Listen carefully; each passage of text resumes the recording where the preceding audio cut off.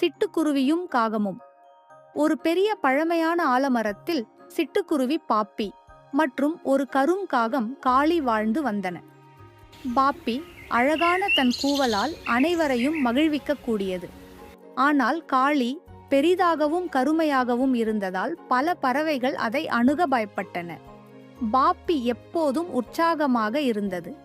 அது ஆங்காங்கே பறந்து தானியங்களை சேகரித்து சிறிய குழந்தை பறவைகளுக்கு கொடுக்க வேண்டும் என்பதற்காக சுற்றித் திரிந்தது.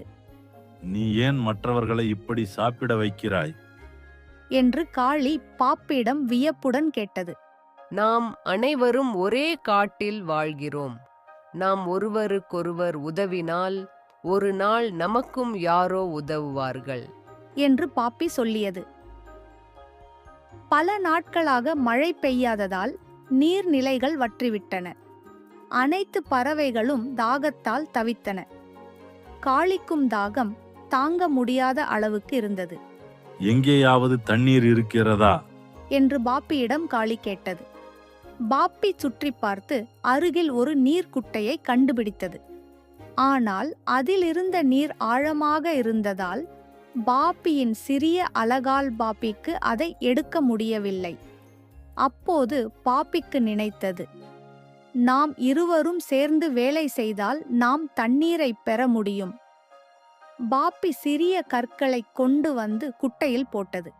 காளி தனது பெரிய அலகால் அதிகமான கற்களை எடுத்து கொண்டு வந்து போட்டது.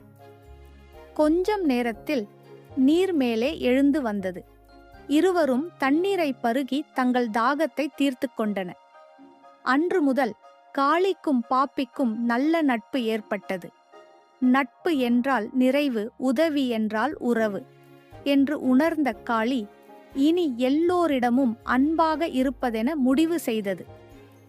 கதையின் பாடம்: ஒருவருக்கு ஒருவர் உதவினால் எந்த சிக்கலையும் கடந்து செல்லலாம்.